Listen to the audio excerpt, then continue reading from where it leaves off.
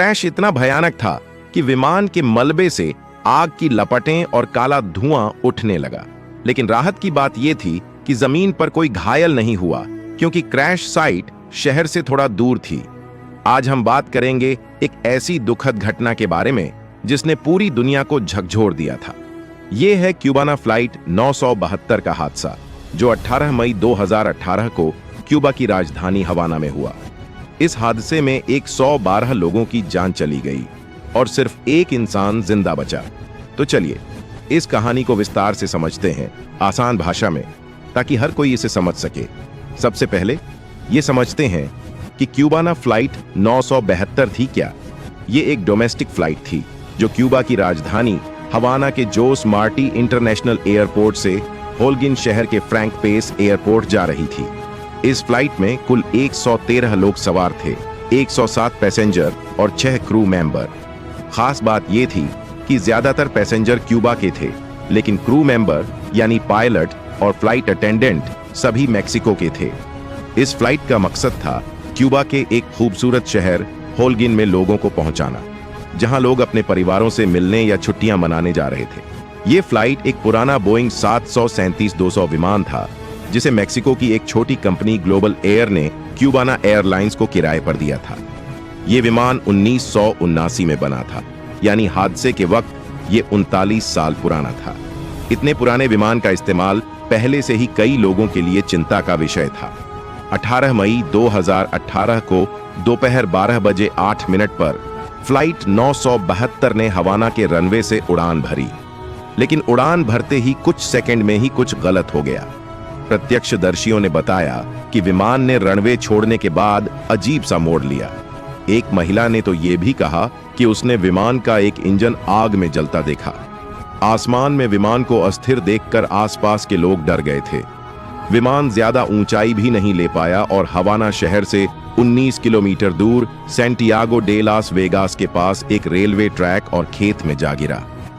Crash इतना भयानक था कि विमान के मलबे से आग की लपटें और काला धुआं उठने लगा।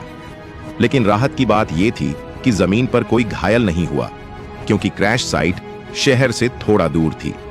हादसे के तुरंत बाद फायर फाइटर्स, मेडिकल टीमें और पुलिस मौके पर पहुंची।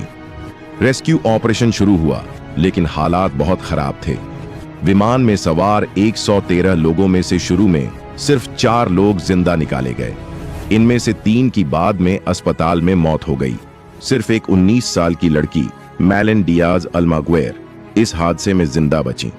उनकी हालत इतनी गंभीर थी कि उन्हें कई सर्जरी करानी पड़ी, जिसमें उनकी एक टांग भी काटनी पड़ी।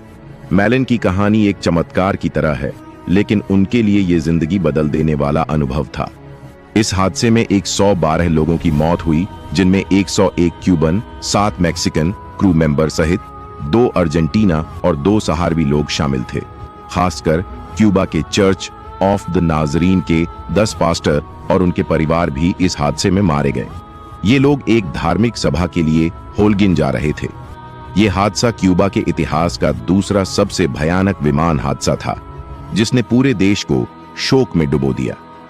अब सवाल यह उठता है कि आखिर हादसा हुआ क्यों?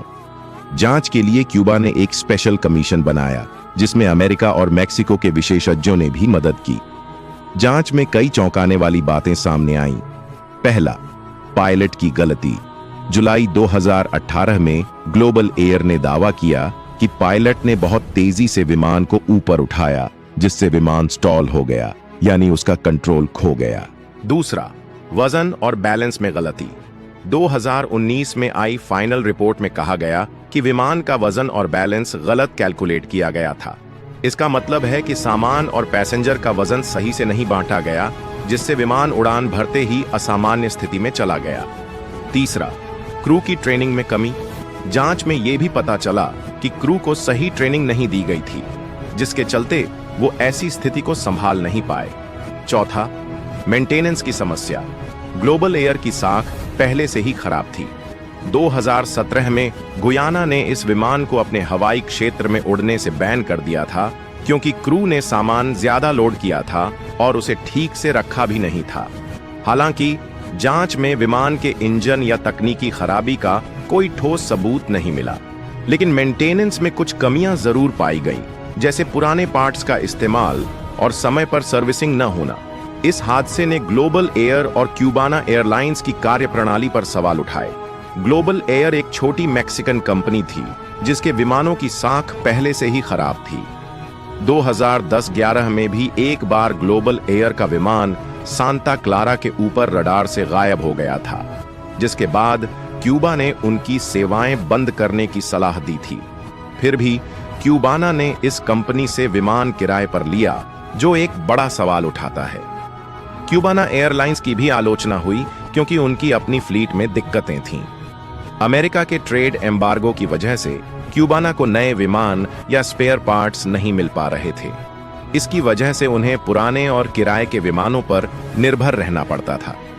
ये स्थिति क्यूबा की एविएशन इंडस्ट्री की कमजोरी को दिखाती है।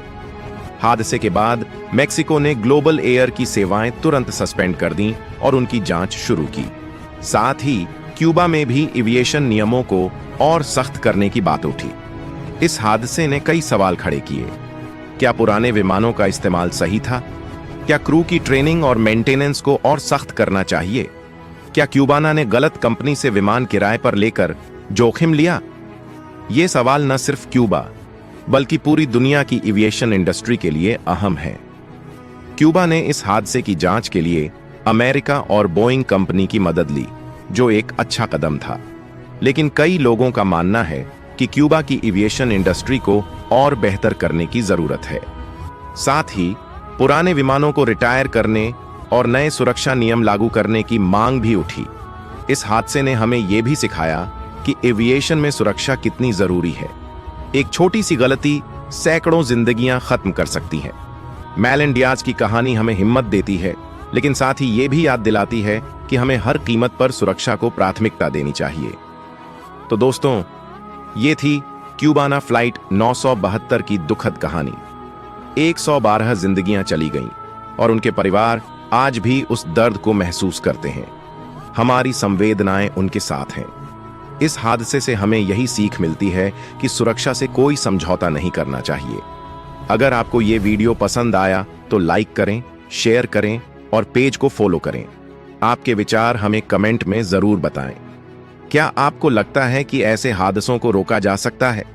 क्या पुराने विमानों को पूरी तरह से हटा देना चाहिए? मिलते हैं अगले वीडियो में। तब तक सुरक्षित रहें।